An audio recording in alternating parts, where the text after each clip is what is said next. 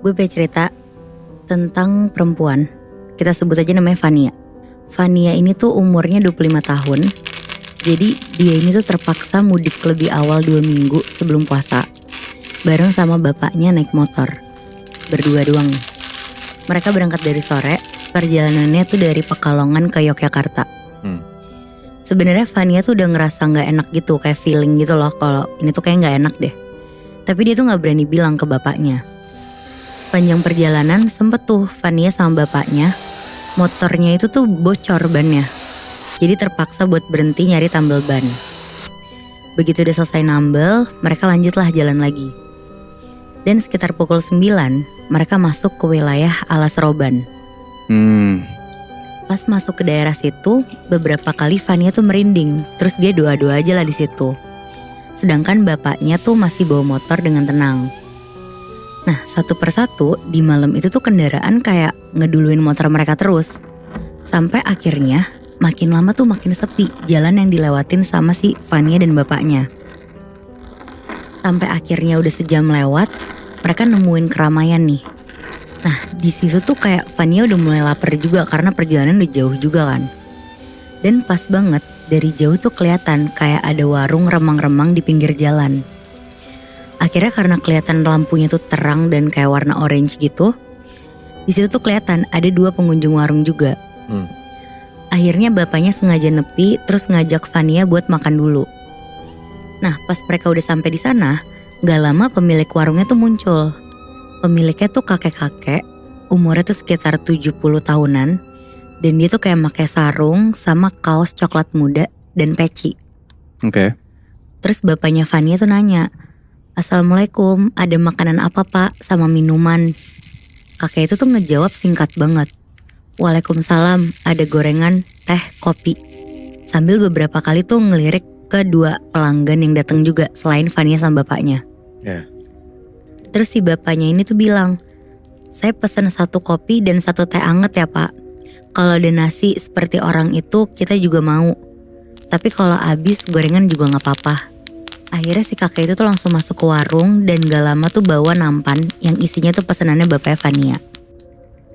Fania di situ sempet nengok ke arah 2 orang yang ada di situ. Terus tiba-tiba dia tuh merinding banget. Akhirnya gak lama si 2 orang itu tuh berdiri, terus bayar ke kakek penjual ini, terus langsung pergi gitu aja. Oke. Fania ngeliat ke arah bapaknya nih, kayak pengen ngisyaratin kayak ada keganjilan yang dia rasain gitu loh. Tapi bapaknya nih gak nengok-nengok ke arah si Fania. Akhirnya bapaknya tuh minum kopi tapi gak habis.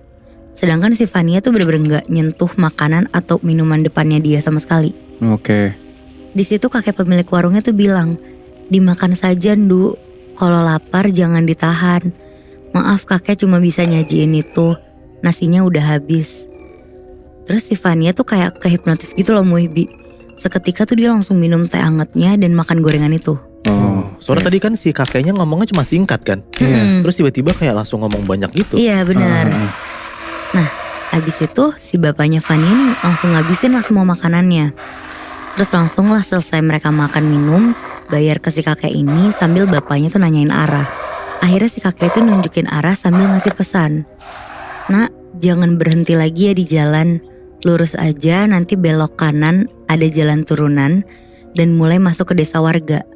Pokoknya kalau ngelihat apapun jangan berhenti lagi." Oke. Di situ bapaknya Fania tuh ngangguk sama pesan si kakek itu kan. Terus lanjut, akhirnya bapaknya sama Fania lanjutin perjalanannya. Si bapaknya ini tuh sempat nengok ke spion, ngelihat ke arah warung kakek tadi. Tapi aneh banget Muibi, yang kelihatan tuh cuma gelap gitu di kaca spion motornya. Nah, nggak ada lampu remang-remang sama sekali yang warung tadi itu. Akhirnya si bapaknya langsung istighfar dalam hati gitu. Terus dia langsung ngerasa kayak udah mulai gak enak kan. Dan dia sambil ngelanjutin perjalanan sesuai pesan si kakek itu. 5 menit kemudian bapaknya Fania tuh ngeliat 2 orang yang tadi di warung lagi duduk di pinggir jalan sambil kayak ngelambai-lambain tangan ke arah motor bapaknya. Aduh. Tapi untungnya si bapaknya ini tuh inget sama perkataan kakek tadi.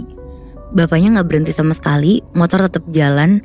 Terus sampai kurang lebih 5 menit kemudian si bapak tuh ngeliat 2 orang itu dengan posisi yang sama masih ngelambain tangan ke arah motor. Ya gila.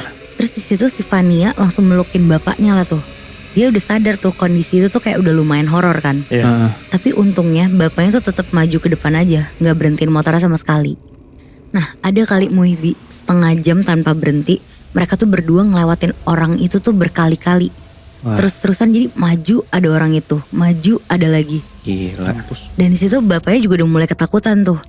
Tapi dia bener-bener keinget omongan kakek itu. Sampai akhirnya bener-bener jalan terus aja deh, mau berkali-kali ketemu. Ya udah yang penting gue jalan terus. Iya. Sampai tiba-tiba motor bapak sama Vania tuh kayak dihadang sama sosok besar banget tinggi kayak raksasa gitu. Hah? Sampai mereka tuh udah bener-bener gak bisa jalan karena kehalangan. Iya. Di situ bapaknya tuh zikir kenceng banget Muhibi. Dan Vania juga baca-baca doa yang dia hafal. Tapi mereka berdua tuh bener-bener gak turun dari motor sama sekali. Dan setelah 5 menit mereka dihadang sama sosok besar itu, tiba-tiba sosok itu tuh untungnya hilang. Dan mereka tiba-tiba ada di jalan yang belok kanan. Terus jalanannya mulai turun ke bawah. Yang ke arah warga desa. Iya. Ini kasih tahu si kakek tadi ya. Benar. Oke. Nah meskipun sampai di Jogja tuh sekitar pukul 1 pagi, bapaknya sama Vania tuh bersyukur banget lah bisa sampai rumah dengan selamat akhirnya. Terus usut punya usut Muihbi, warung remang-remang tempat mereka berhenti itu tuh ternyata bukan punya manusia. Hah? Tapi penunggu di alas roban. Ya gila. Dan entah kopi, teh, gorengan yang mereka makan tuh gak tahu dari bahan apa kan. Iya.